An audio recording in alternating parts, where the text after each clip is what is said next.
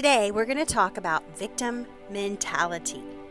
And at this moment, I want you to think of a situation. Maybe you're going through it right now, or maybe you've been through it in the past. And I want you to think of when you felt like you were victimized.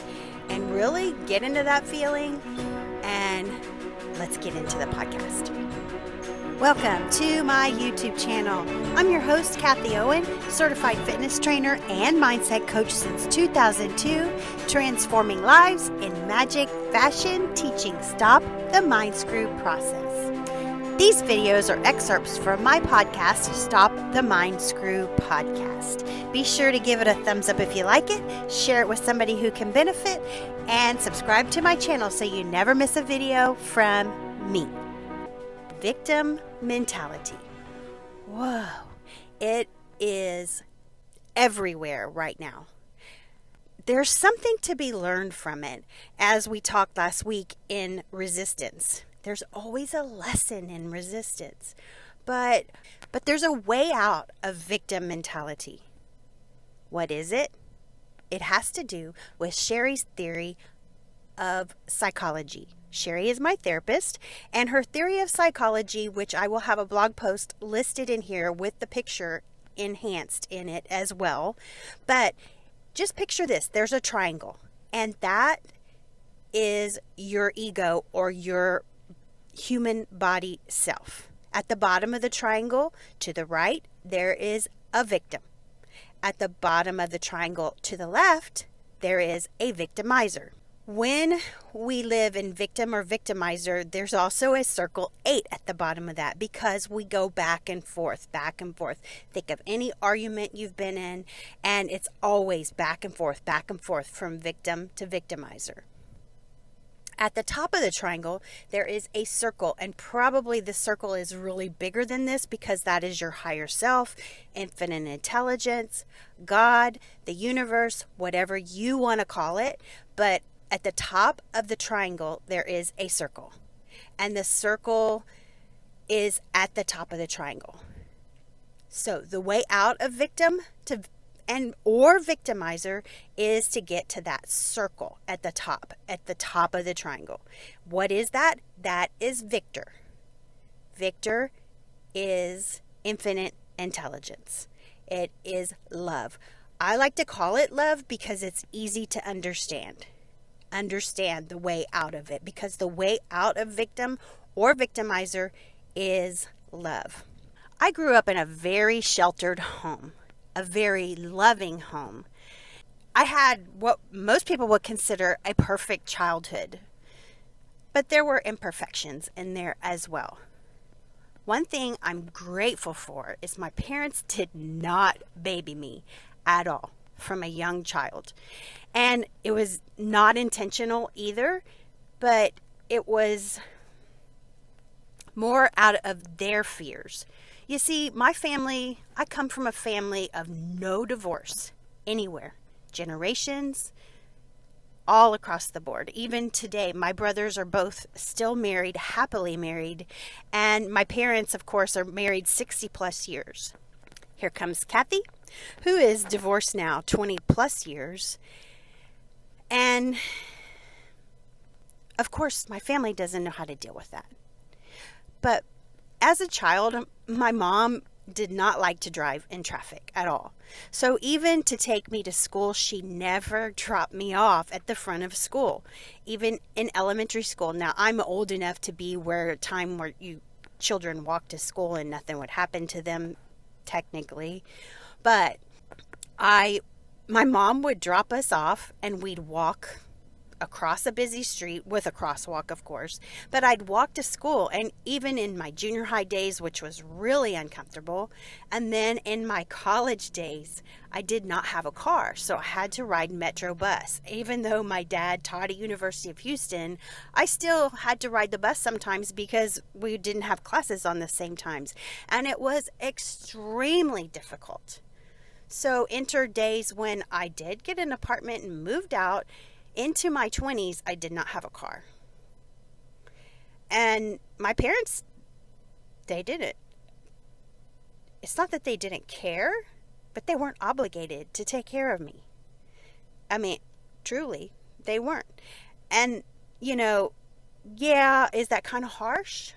Absolutely. But am I grateful? Absolutely. I learned valuable lessons. I was not a victim.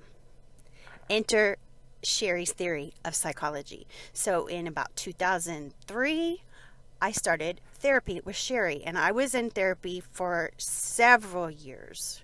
And wow, it was awesome. The things that I learned that I now teach, that are now part of Stop the Mind Screw process. Because what Shary taught me in this process was I'm not a victim, and how to get out of victim mentality. Fast forward to today. There was a court case on TV. I don't watch TV, but of course I know about what's going on in the world. And the guy was found innocent, or he was acquitted. And what happens is the people who felt victimized became victims. And then they turned around and victimized because they get mad and angry and they are not happy with the verdict. So then they turn around and they victimize and they burn things down and they riot. And what's the way out of that? The way out of that is to get into victor. Or a great question to ask in this time is, what would Jesus do? Do you think Jesus would go burn down cities in anger? No. But when you've been victimized long enough, and that means you've been a victim long enough, you lash out in victimizer. And the only way out of that is through love. That's the only way out of that. Otherwise, it's going to stay in that circle 8. I have a friend who is sick right now because she's under a lot of stress. And this friend has been protected all of her life. Her family loves her dearly, takes care of her every need and whim. The exact opposite of my childhood. And I'm watching her as she's going into more and more and more victim mentality, because the reason she's sick is she's under a lot of stress. But her family has never taught her, or she was never forced, like I was, to face these stresses with a victor mentality. Instead, she learned a victim mentality, which is quite across the board very, I want to say popular nowadays, but it's not like popular. It's just a way of life that people are living, an entitled life, like I talked about in The Slight Edge. It's not what can you do for me, but what can I contribute here? So back to her sicknesses and everything. She doesn't eat healthy at all. And I've trained her before in the past, and she won't listen to my methodologies or my teachings because she wants to stay in that victim mentality. That is comfortable for her, and I get that, and I'm not judging her for that at all. But the answer is in love. It is in love. For example, how do you treat your body? How are you treating your body when your body... Right now, we're talking about in Perfectly Fit with Kathie, we're talking about nutrition. And your body is so complex. And I've always taught, all these years, I've taught that food is fuel, but you're not a car. You're more complex than a car. You don't just put gasoline in and expect something good to come out. You have to eat the nutrients. You have to eat the vitamins and things in the food to help your body stay healthy. Otherwise, you're going to encounter sickness and illness. And so I asked her, are you taking vitamins? Because vitamins will help you. her immune system is shot because of all the stress and the stomach sickness that she's had. And she's like, no, they interfere with my medication. Okay, I get you're taking medication. That's great. But if you're eating proper foods, are those nutrients going to interfere with your medication? No. But you're not eating proper foods, and that's going to interfere with your medication as well. That's going to interfere with your illness. So your body is so complex that it needs all of your nutrients and everything to be in balance. Why not help it with a vitamin? Why not help it with a supplement that it's missing?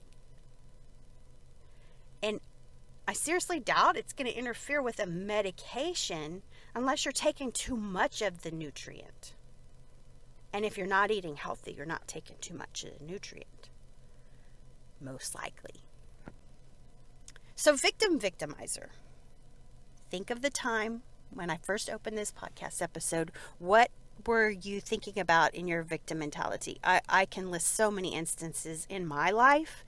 And I can also see the way out of it by not feeling victim. I could have played victim. I didn't have a car.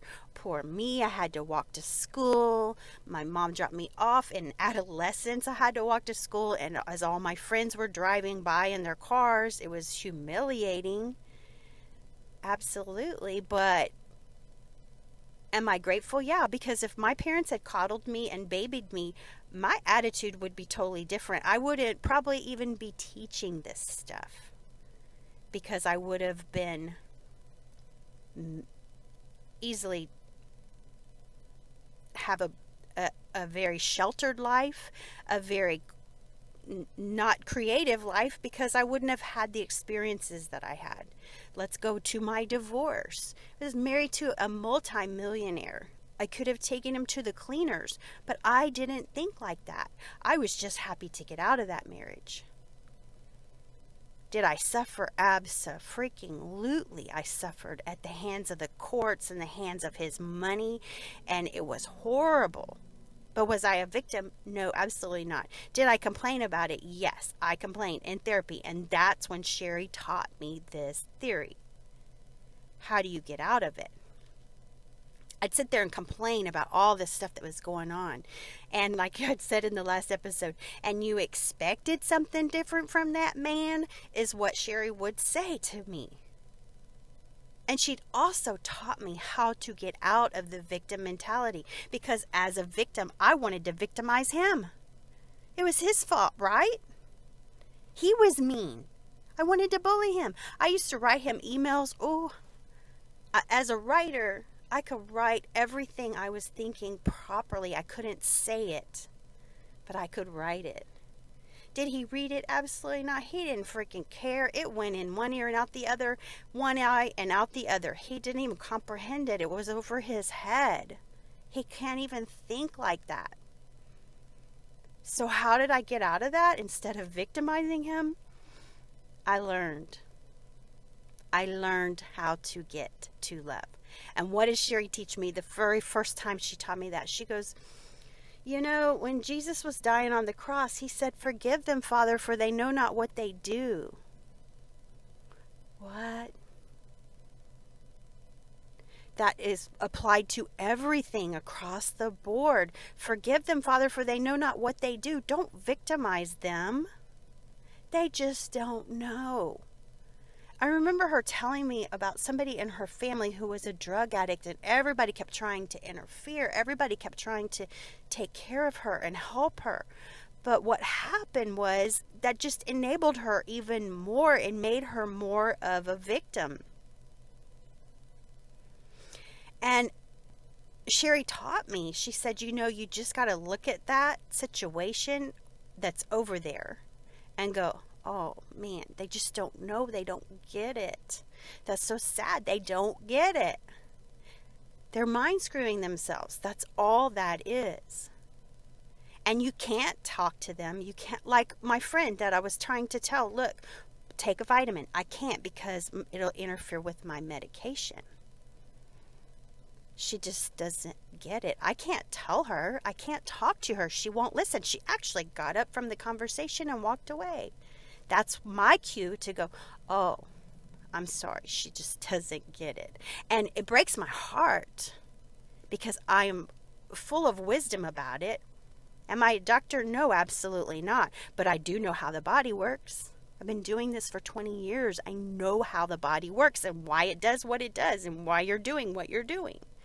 I know how the mind works. Your mind is more powerful than any doctor. It's been proven you can heal yourself with your mind. You can also damage yourself with your mind. That is called a mind screw. Wouldn't you want to stop that? So go back to your victim situation in the beginning. How can you look at that with love?